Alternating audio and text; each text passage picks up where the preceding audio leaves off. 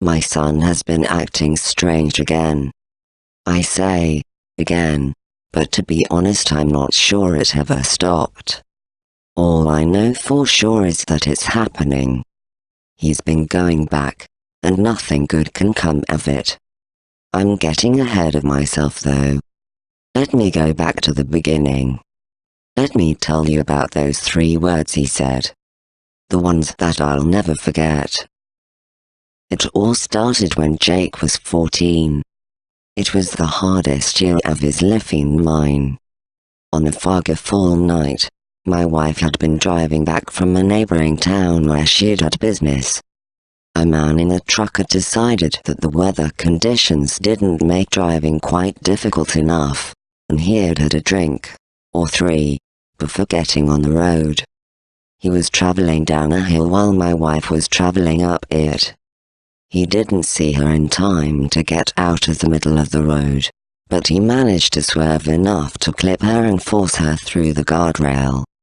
A passing car saw the aftermath and called the paramedics. The truck driver made it, but there was nothing they could do for her. I took it hard. Jake took it harder.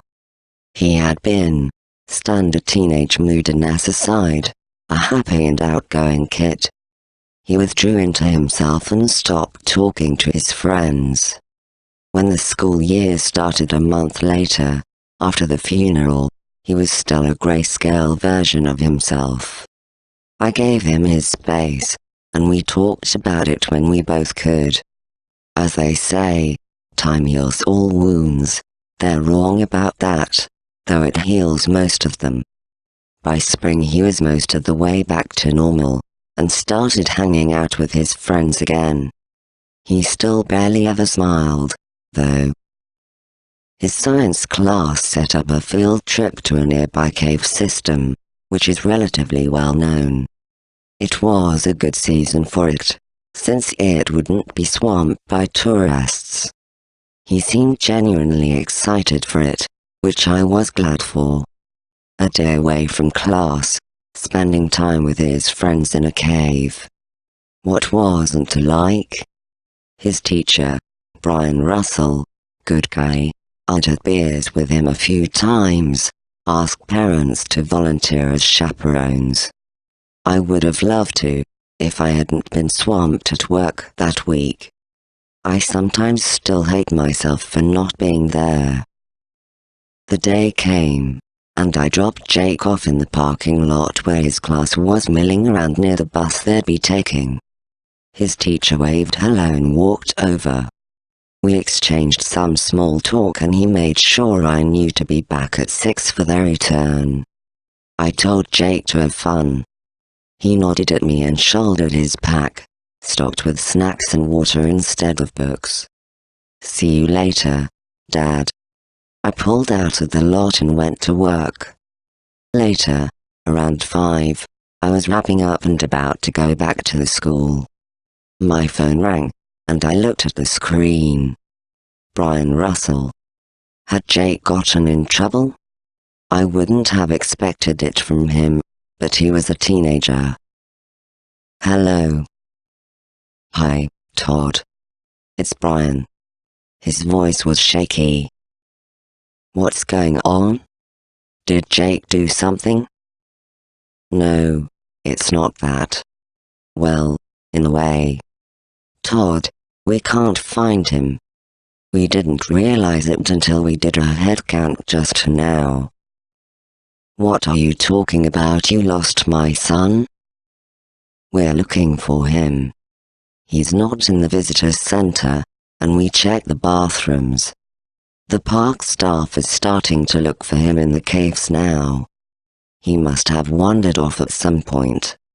Thing is, we have to get the rest of the kids back to the school. Can you make it out here? So he's lost by himself somewhere in the caves. Holy shit, Brian. I'll start driving out there right now. Yeah, I know. I'm really sorry, this is on me. I'll wait for you here and stay until they find him. I'll see you in an hour. I was already at the door and unlocking my car. I drove the hour to the park, half pissed off and half terrified. This was a parent's nightmare. Anything could have happened. He could have broken his leg down there, could have been wandering, lost, trying to find his way back. He could be unconscious in some dark corner. When I got to the visitor's center, Brian walked over to me, visibly about as worried as I was. Even disregarding the fact that losing a student is just about the worst thing a teacher can do, I knew he legitimately cared. They're still looking for him. Let's get in there and find him. He shook his head. They won't let us. They already searched the areas that they usually let the public through, so they're down to the areas that are too tight or too dangerous for people without training. Well, that's fucking wonderful. He's in a dangerous part of the cave and we have to sit here and wait. What the hell can we do? He sighed. Well, I'll be here hating myself, I can tell you that much. There's coffee in the center if you want some. Several hours of stale coffee, fried nerves, and assurances from the park staff later, the doors opened and a man with a thick mustache walked in. He gave off an air of authority.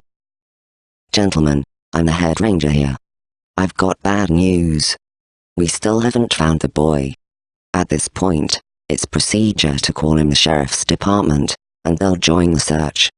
Don't you worry, we're doing our utmost to find him. Just, please find my son, I said. That's the plan, sir. You just sit tight. We have some cots in the back if you need to get some shut air. I didn't think I was getting any sleep that night, but I thanked him and slumped back into my chair.